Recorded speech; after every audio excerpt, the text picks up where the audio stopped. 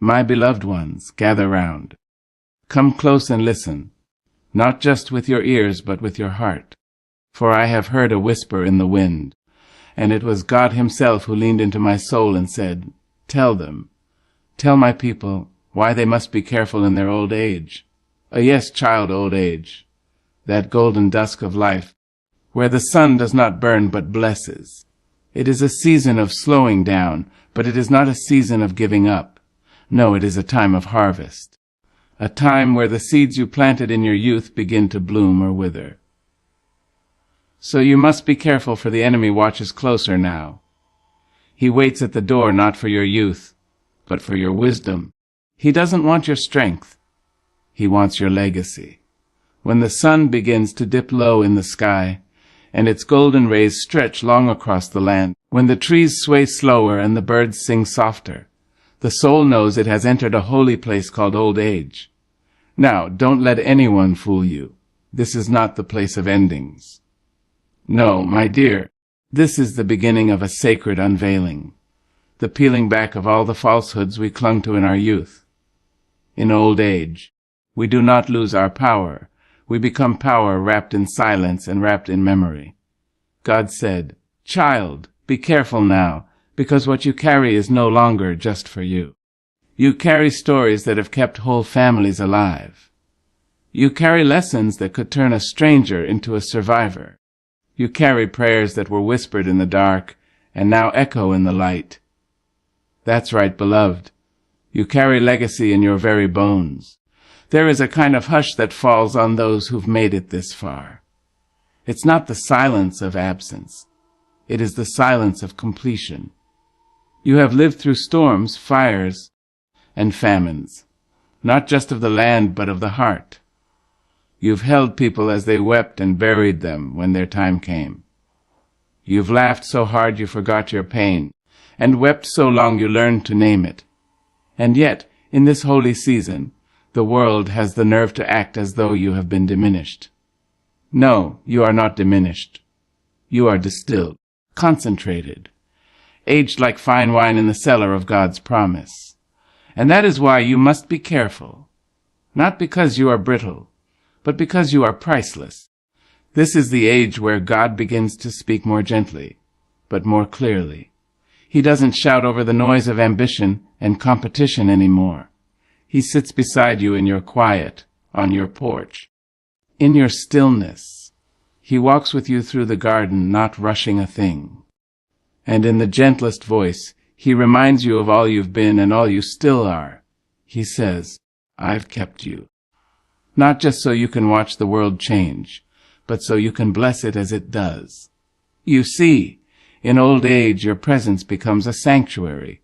You are the wise one who doesn't speak much, but when you do, everybody listens.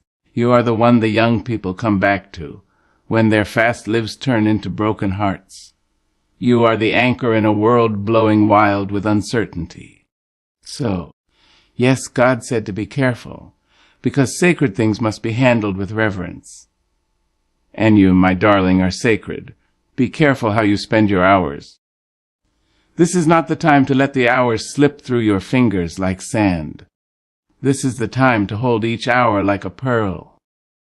To write letters you've been meaning to write. To tell people you love them while you still can. To laugh long and cook slow. To sit in the sunlight and let it kiss your face like a faithful friend. Be careful who you let into your space. The world will try to press into your peace.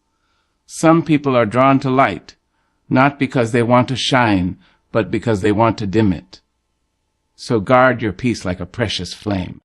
Surround yourself with those who speak kindly, who sit with you without rushing, who know the value of your wisdom without needing to be reminded of it. Be careful with your memories. Don't let the sadness steal them. Each one, even the painful ones, is a brick in the house that is your soul. You didn't just live a life, you built it. Every loss taught you something, and every love changed you, and every mistake brought you closer to grace. Gather them like sacred artifacts. Dust them off, smile at them, cry with them. They are proof that you were here. that you are here, that you mattered and still do. Be careful with your body. Yes, it may groan a little more than it used to. The knees ache and the hands don't move like they once did. But oh, what those hands have held! Children, dreams, dying mothers, the good book, trembling lovers, broken hearts. And what those feet have walked through!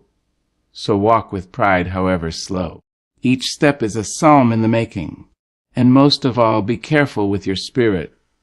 The enemy doesn't always come roaring.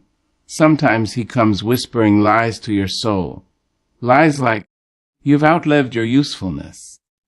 Lies like, you're in the way now. But you hold up your hand and say, the devil is a liar. God still breathes in me. You are not invisible. You are not forgotten. Heaven still recognizes your name. Let the wind carry your prayers higher now. Let your rest be deeper, your joy be fuller, and your heart be lighter. You've earned every ounce of peace.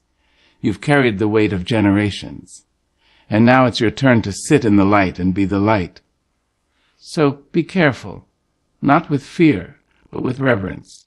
Treat yourself the way God treats you, with gentleness and awe. Walk through this season with dignity, knowing that your story is not over. God still has pages left to turn. And even when the final chapter comes, the ink will still be wet with glory. Child, you are not at the end. You are at the height. And the view from here, it's divine. There comes a time in every seasoned soul's life when the face in the mirror bears witness to years, both kind and cruel. The eyes, still bright but heavy with memory, hold silent stories of love found and lost, of hopes held close and heartbreaks released with trembling hands. And it is in this sacred twilight of life that God speaks softly but sternly. Be careful who you allow into your presence. You see, baby, when you get older, you don't lose your value. You become a treasure chest. But don't think for a moment that everyone who comes near you is seeking to honor what's inside. Some come not to bless, but to take. Some do not knock on your door to comfort. They come to control, to pick the lock of your trust, to slip into your stillness and rearrange the sacred furniture of your peace. Let me tell you, age does not make you invisible. It makes you magnetic. It draws all manner of people to your light.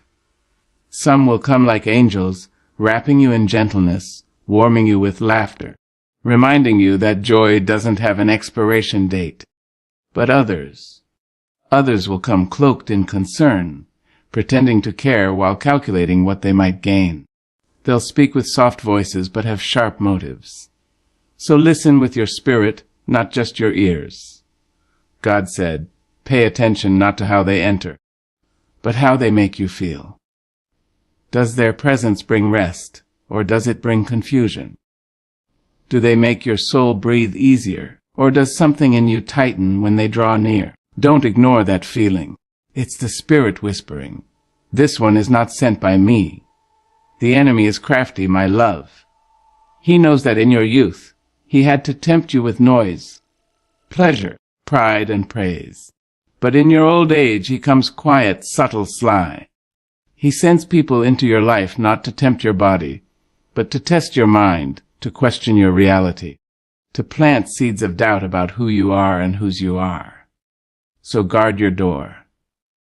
You may no longer run with the crowd, but you better learn to choose your company with the discernment of the wise. Invite in those who love you loud and deep.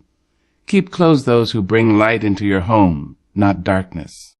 Let your inner circle be small but holy, those who know the value of your presence. And don't treat your time like spare change. Let me speak to the heart of this thing. Loneliness is real, and it is cruel. It tiptoes into your room and lays beside you, not saying a word but weighing down your bones. And in that vulnerable hour, the wrong people look right. The ones who offer quick companionship, who promise to take care of you, may not mean your soul well. God said, don't let loneliness make you careless.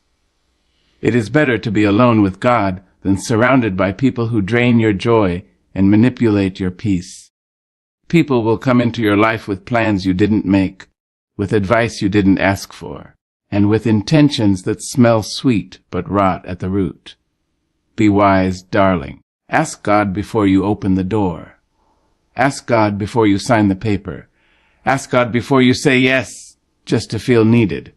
You have nothing left to prove. You've done your work.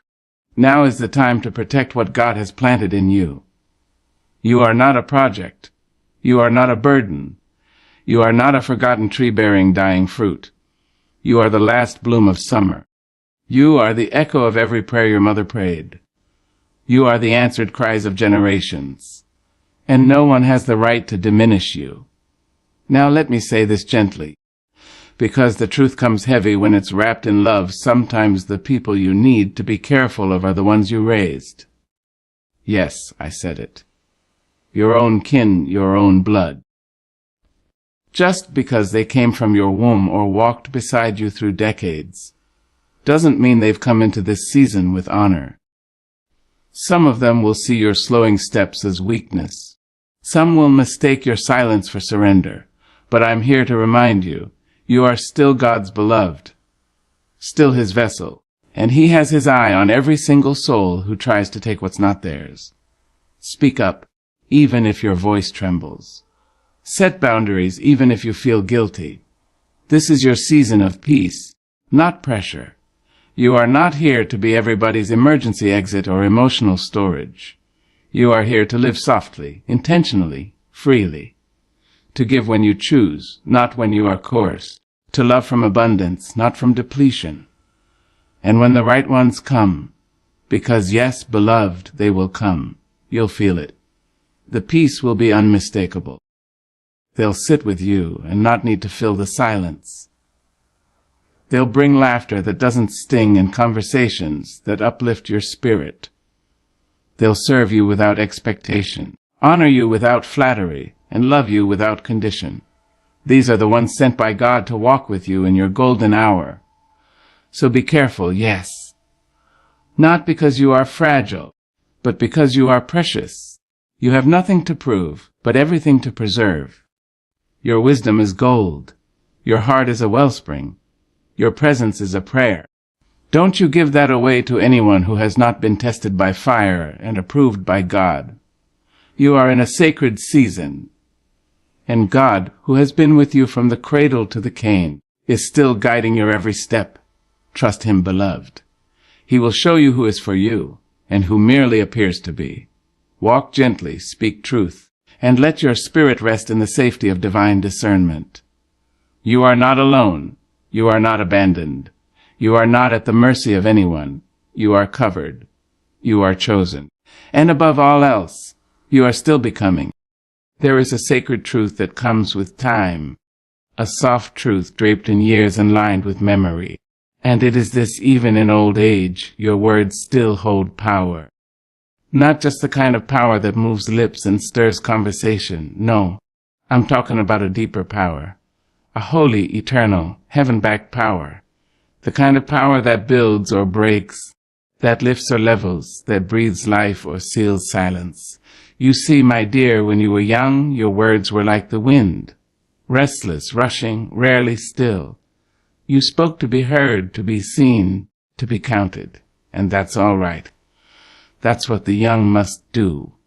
They must stretch their voices across the sky. But now that your hair has turned silver and your walk has slowed, now that your nights are longer and your mornings quieter, your words have settled into their true weight. You may speak less, but oh, when you do, it echoes. Don't you let this world, with its noise and its speed, make you think you've grown irrelevant. Don't let those too busy to listen convince you your voice no longer matters. Because God said, even now, even here, your mouth is still a vessel for my power. And if God said it, child, it's already done. You speak and heaven leans in. You whisper a prayer and angels take flight. You murmur a blessing over your grandchild, and it follows them like a shadow, even when they don't know it. You call on the name of Jesus in your sleep, and it shakes the walls of the enemy. You, with your tired bones and trembling hands, can still shake the foundations of hell with a single word spoken in faith. Let me tell you something plain: your voice is seasoned. It's marinated in mercy. It's soaked in storms. It has known pain and loss and unexplainable joy. It carries authority not because you shout, but because you know. And people listen differently when you've been through the fire and still carry the scent of victory. Even the silence in your speech holds power now. You don't need to fill every room with your voice.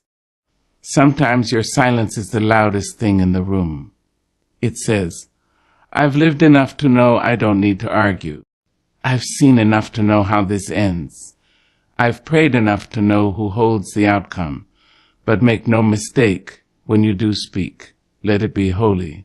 Let it be intentional. Let it be soaked in truth and dipped in grace. The world is listening even when it pretends not to be. Your children, your community, even strangers. They lean in when you speak, because your words carry legacy. Speak life, darling. Speak it over the broken places. Speak it over your home. Speak it into the heart of your sons who've forgotten how to cry. Speak it into your daughters who don't know their worth. Speak it into your own reflection when the weight of years tries to press you down. Say, I am still here. I am still chosen. I am still His. Your words can tear down strongholds. They can resurrect dreams that died in the dark. They can heal wounds that no medicine can touch. Don't waste that power on gossip. Don't waste it on regret. Don't use your precious voice to curse what God still plans to bless. Let your words be seasoned with salt and dripping with honey. Let them be balm to the bruised and the compass to the lost. Speak prayers that light up rooms. Speak scripture with a trembling voice, but an unshakable faith. Speak names of loved ones as if you're handing them straight to the hands of God. Speak thank you, until your whole house hums with gratitude.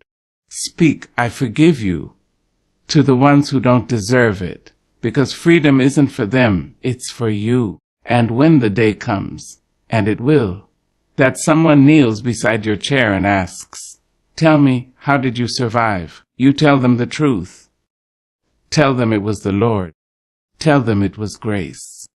Tell them you spoke life over dry bones and they danced again. Tell them you called on the name of Jesus and He showed up every time. Tell them your words weren't perfect, but they were faithful. You see, what you say in this season plants seeds in soil you may never touch. Your words now reach into generations yet unborn. A prayer whispered today might be the reason your great-grandchild finds salvation 50 years from now. So don't hold back. Don't shrink. Don't silence yourself to make others comfortable. You earned the right to speak with power. You earned the right to be heard with reverence. Now let me lean close and say this in loving be mindful. Because your words are power. Yes, but power misuse can wound. Even in old age, you can cut someone down with a sharp tongue. But you can also lift someone up with a kind one. Choose wisely. Speak not from pain, but from purpose. Not from bitterness, but from healing. There is someone right now, somewhere in your orbit, who needs to hear you say, "You're going to be all right." Someone needs to hear, "A God still loves you." Someone needs to hear, "I've been there too and I made it." And maybe, just maybe, you need to hear those words spoken back to you. Speak them, child. Speak them loud and soft in prayer and conversation with tears and laughter. Let your words build bridges across broken places. Let your words be the light someone follows home. Because even now, even in this golden hour of life, even with time pressing gently on your shoulders, your words still carry the voice of God. There comes a time in life, so twilight, when the soul begins to turn inward, not in fear, not in weakness, but in deep reflection. In the golden hush of old age, when the rush and roar of youth has quieted, you begin to understand something the world rarely teaches. You must guard your heart, your mind, and your legacy. Because, my dear, These are the treasures you have gathered. These are the jewels the enemy would love to dim. And these are the offerings you will one day leave behind. The heart, the heart, has been many things in your life. It has been broken, yes, torn, surely, stretched beyond what you thought it could endure. But it has also been brave. It has loved with reckless grace. It has forgiven when forgiveness seemed impossible. It has kept beating through grief, through betrayal, through silence. So now, in your latter days, God whispers gently, guard it. Guard it not because it is weak, but because it is pure. It has been refined by time and tears. It no longer needs to run after validation. It does not beat for applause. It beats in rhythm with the Creator now. And because of that, the world will come knocking, trying to pull your heart in a dozen directions, trying to stir up past hurts, old regrets, old lovers, and old lies. Don't let them in. You have earned your peace. You have walked through the fire and came out not just alive, but anointed. Your heart has become holy ground, and not just anyone should be allowed to dance on it. Be mindful of what you entertain in this sacred season. Not every memory deserves revisiting. Not every sorrow deserves revival. Your heart is not a museum for pain. It is a sanctuary of grace. And oh, how tender the mind becomes in age. How many rooms it holds! Some dusty with forgotten dreams, some glowing with laughter from long ago. The mind of the elder is not slow, it is rich. It is deep, layered, textured like the folds of a quilt made by loving hands. But hear me now, you must guard it too, because the enemy, cunning and cruel, would love to plant doubt in your thoughts. He would love to whisper, "You're too old to matter now." He would love to make you question your own memory, your own sanity, your own worth. He will use confusion, fatigue, even well-meaning voices to pull at your certainty. But you must answer with authority. I still have the mind of Christ. Yes, even now. Keep your mind fed on truth. I read the word even if your eyes blur and the letters swim. Let someone read it to you if need be. Listen to music that reminds you of your roots, your joy, your God.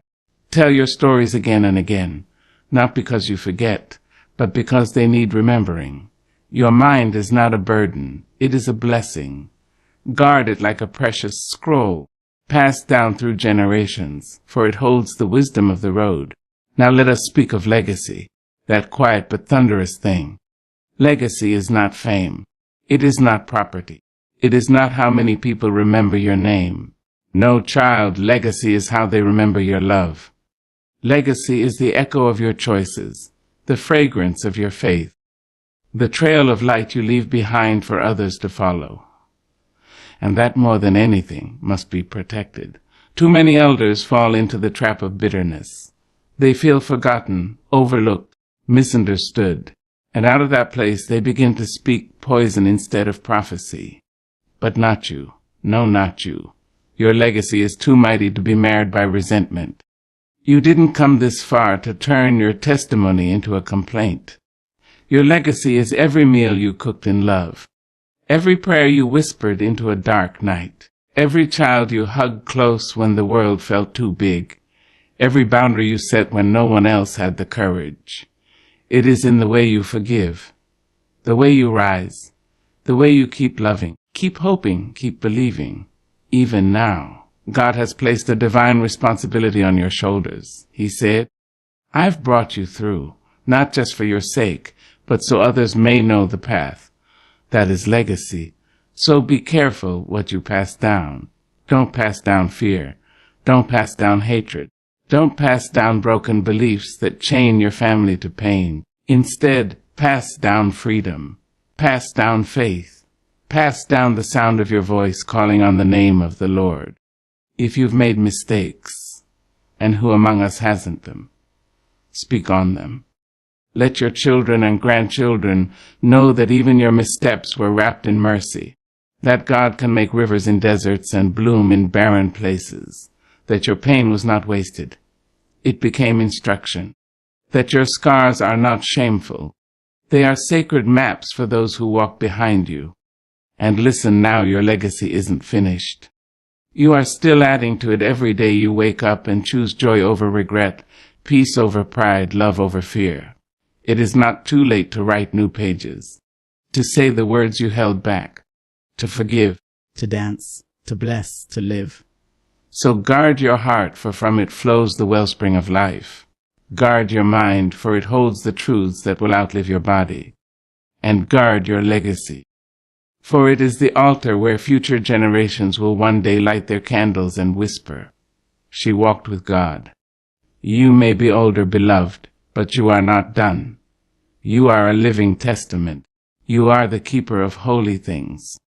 And you must walk carefully with all you've gathered, for what you carry is sacred, and the world still needs it. There is a hush that falls upon the soul in the evening hours of life. It is not silence born of fear or fatigue, but a sacred stillness, one that invites you to listen deeper, to speak less, and to see more. In this holy chapter of age, when your hair has silvered and your bones hum with memory, God speaks differently. Not through thunder, not through fire, but through intuition, through what the old folks called discernment, through that holy knowing in your spirit that says, "This is not for me," or, "Yes, child, this is where I'm meant to be." You see, when you're young, you walk by curiosity. You chase opportunity. You run after excitement. But when you've lived long enough, when you've been both the seeker and the sufferer, the teacher and the student, you begin to walk by something deeper. You begin to walk by wisdom, and wisdom, my dear, is the child of discernment. God said, "I have placed within you a compass." It is not man-made. It is not taught in school. It is not shaped by opinion or popular vote. It is divine. It is the Holy Spirit whispering through your bones, and that whisper will save your life if you listen. Too many precious elders silence their discernment to keep the peace. They override their instincts to avoid offense. They feel the warning signs in their spirit, the tightness in the chest, the heaviness in the room, the sudden chill in their joy. But they smile and say, "It's probably nothing." But baby, let me tell you, it is everything. That small nudge, that inner alarm, that quiet voice saying, "Something ain't right." That is God trying to protect you without shouting. In old age, discernment becomes your fiercest guard. Not because the world stops being dangerous, but because you no longer have time to entertain confusion. You can't afford to welcome trouble dressed in kindness. You don't have the energy to decipher masks and motives. You must know, and know quickly, who is for you and who is simply near you. So you must learn to trust your inner stillness, that holy hush that falls over you when you walk into a room and feel something is off. That pause before you say yes to something that doesn't sit right. That hesitation when someone asks for more than you're comfortable giving. Don't push past it. That is God's mercy. That is your spirit remembering things your mind has forgotten. Discernment is not paranoia. It is preservation. It will tell you when to open your door and when to lock it, when to speak and when to keep silent, when to hold on and when to let go. It is your spiritual eyesight in a world full of illusions. It is your protection when your body slows and your reach shortens. God sharpened your discernment with every betrayal you survived, every loss you endured, every prayer you prayed when no one else saw your tears. But child, discernment is only useful if you honor it. Don't second-guess your spirit because someone questions your decision. Don't let sweet words cloud your sacred wisdom. If something doesn't feel right, that's enough. You don't owe anyone an explanation for protecting your peace. You have earned the right to say, "No thank you," without guilt. You have earned the right to walk away without proving your reason. You have earned the right to trust your knowing. Now hear me well, discernment is not just for danger. It's also for direction. It's how God leads you to the right people, the right prayers, the right places. Sometimes you'll meet someone and your spirit will light up before a word is spoken. You'll feel a peace so full, it makes you weep. That's discernment too. That's the Spirit saying, this one is safe. This one is sent. Pay attention to that joy just as much as the warning. Pay attention to the glow as well as the gloom. And let me tell you, there is discernment in knowing when to rest. Yes, you heard me. When to rest your body. When to rest your thoughts. When to rest from worry, from people, from plans. There is holiness in stepping back and saying, I don't need to fix this. God's got it. That is discernment too. Knowing when to fight and when to fold your hands in surrender. In this season, God is not asking you to work harder. He is asking you to listen better, to trust what He's placed inside you, to follow the gentle pull of His Spirit instead of the pressure of others. You don't have to run anymore. You just have to recognize. Recognize the peace. Recognize the warning. Recognize the presence of God even in the smallest things. The cup of tea that soothes you. The neighbor who prays for you without being asked. The song that stirs your soul.